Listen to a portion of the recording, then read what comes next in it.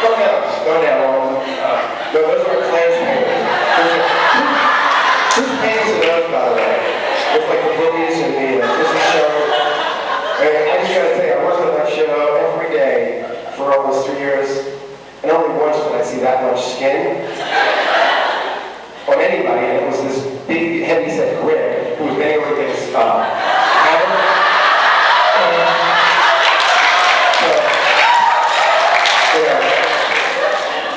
Kind of like the Grand Canyon meets crevice of the dam. So, that painting, was that something? So, for example, the Whispering Bridge and the waterfall and the stairwell that goes down, those are comprised of 2 elements. And I know everybody's kind of seen it either on, one of the shows of Discovery about movie magic, and it's a very simple process, but yet, depending on the quality of the artists involved, the painters, the camera people, it can either look like, oh my God, that's so real, or it looks extraordinary. And in the marketplace of television, I think we were able to turn out some really extraordinary matte paintings, because it's an expensive process, and it's usually reserved to the motion picture venue because it just costs a lot of money. Well, so an easy one to explain would be, if you go into the gallery, you can even look at it yourself and go, well, Claire's painting was the set piece were the stairs and the wall next to the stairs. You've got stairwell going down to the Winterfest chamber, and the wall that was next to it that everyone would sort of brush up against. That was an actual piece of set that was built. It was actually a big set too, that could have been close to 20-some feet high, the stair and the wall. And then sort of like a piece of the ceiling of the cave that wrapped over. The rest of it was just, the set. I mean, what falls off behind in the warehouse when we shot. So you film the action of the actors and actresses coming down the stairs.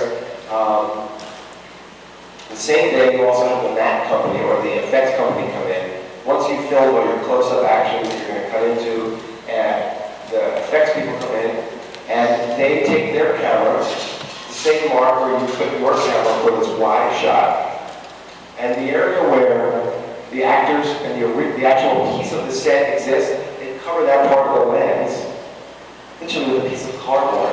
So you're not exposing that 1/3 of the frame of a 35-millimeter piece of film. You're not exposing that to light. That's going to be like saved for the second part. They take that down, they go back, and they're just shooting the rest of this open space, which nothing's there. It's just air around there. And they go back to some of it now goes back to the shop.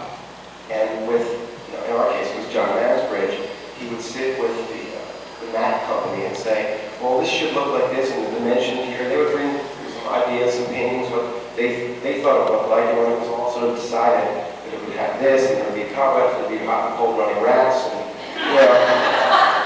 Pizza Hut back there in the town. The painting would be finished, and they literally photographed the painting. Our paintings were done on glass. Part of most matte paintings were done. Someone painstakingly paints the set onto a piece of glass, usually like a 3x4 piece of glass, 3x4 piece of glass, and they then photograph that, masking out the side where the original action takes place. Now you have 2 pieces of film.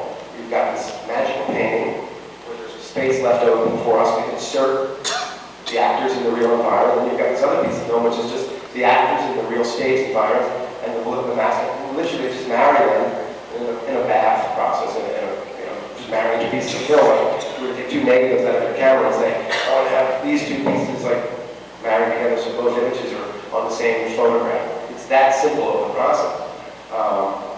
And then they literally run the action, like Vincent coming down the stairs or Devin coming down the stairs, and I know we shot pretty on those stairs as well, and just marry it to the action. In the case of the waterfall, what makes the waterfall in the back of that painting is talcum powder behind the glass, being poured behind the glass. It's pretty amazing. I mean, I used to hear it, I've seen it in books, read about it when I was in and it's just like pouring turpentine on a painting, and it looks like work. It's like, wow. Can you do that again?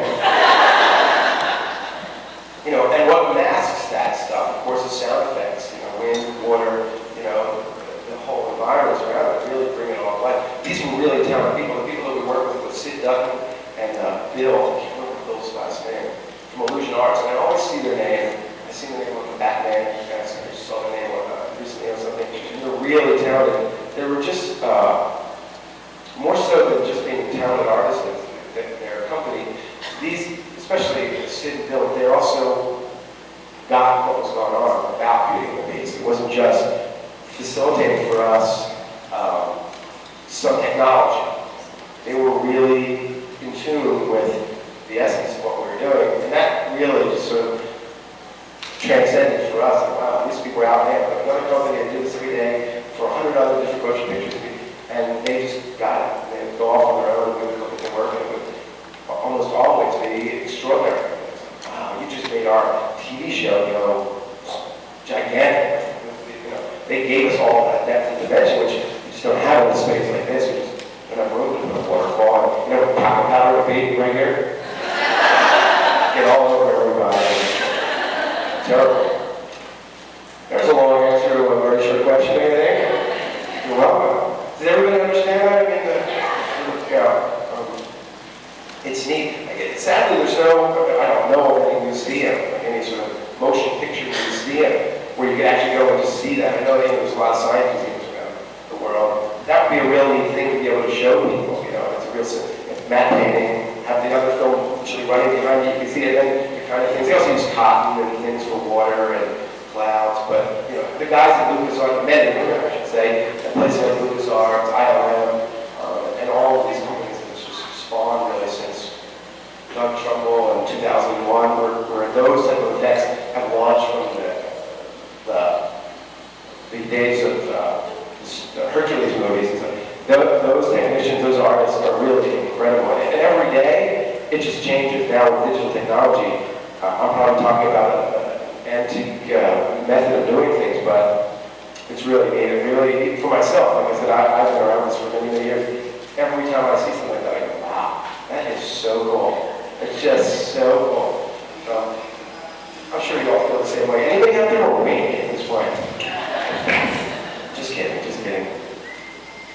Vive Minowitz. Okay, Vive Minowitz.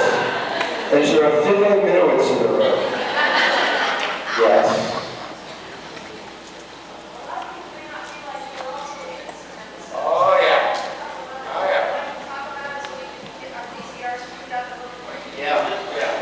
I was originally cast for the part of Joe Maxwell. But obviously, you know, they went with a lesser-known actor.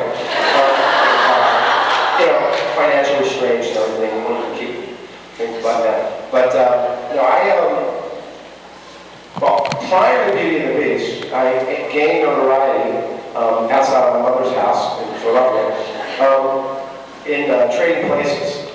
I was a location manager for many years in Philadelphia. That was sort of like my birth in the movie industry. Launching such careers as Sylvester Stallone. He did a Rocky movie, and then I sort of coached him to do a couple more. So he and I worked together on a few of those. I worked on Taps. And the big break for me in the movie business was Trading Places, which, by the way, I think was John Lentz's last film. He hasn't worked with me since. His last really good quality film. Eddie's coming back around, but that's a whole other story.